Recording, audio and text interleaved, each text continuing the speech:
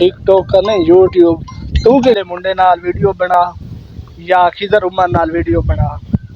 चलो उन्हां दी गल ठीक है, मनदे हैं कि वो मशहूर ने, मतलब कि बहुत ज़्यादा उन्होंने मिलियन के हिसाब नाल व्यूज़ आते हैं तो उन्होंने सबसक्राइबर ने, तो मेरे तो ज़्यादा तो ज़्यादा 9-10 व्यूज़ आते हैं। तो उन्होंने नाल ना मेरा कोई नंबर, ना मेरे को उन्हों का नंबर, ना कोई उन्होंने मेरा कोई राबता, या तो बंदा उन्होंने राबता करे या उन्होंने नंबर होवे फिर भी उन्होंने गलबात करके उन्होंने टाइम लवे वेले मुंडे तू या खिजर उमर तू टाइम लैके उस तो बाद उन्होंने को जावे, उन्होंने वीडियो बनावे, उन्होंने इंटरव्यू लवे, उस तो बाद शायद हो सकता मेरी वीडियो भी उन्होंने बहाने वायरल हो जाए। लेकिन इन्ना टाइम नहीं ना मेरे को भी, शायद उन्होंने को मेरे तो ज़्यादा टाइम ना हो। ठीक है, उन्हें अपनी मेहनत की है, मेहनत करके मशहूर हो, तो इंशाल्लाह आप भी अपनी मेहनत कर रहे हैं। एक दिन इन्ना तो भी इंशाल्लाह आप इन्ना तो भी ज़्यादा बेहतर काम करसूँ तो कामयाब हो जासूँ।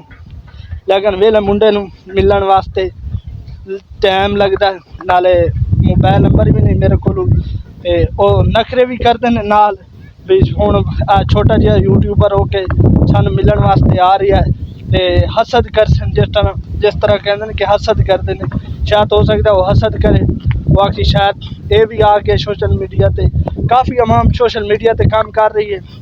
लेकिन आप काम कर रहे हैं अल्हम्दुलिल्लाह, आप अपनी मेहनत करके कामयाब होसूँ।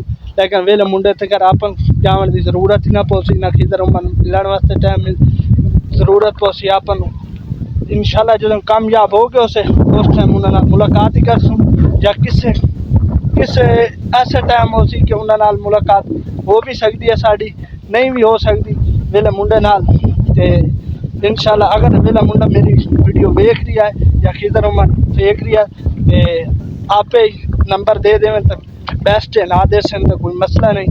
इंशाल्लाह अस अपनी मेहनत करसूँ, वो भी एक इंसान है, अस भी एक इंसान है, लेकिन उन्हें अपनी मेहनत की, अस अपनी मेहनत करते उस तक पहुँचसूँ, अपनी मंजिल तलाश करसूँ, इंशाल्लाह कामयाब होसूँ।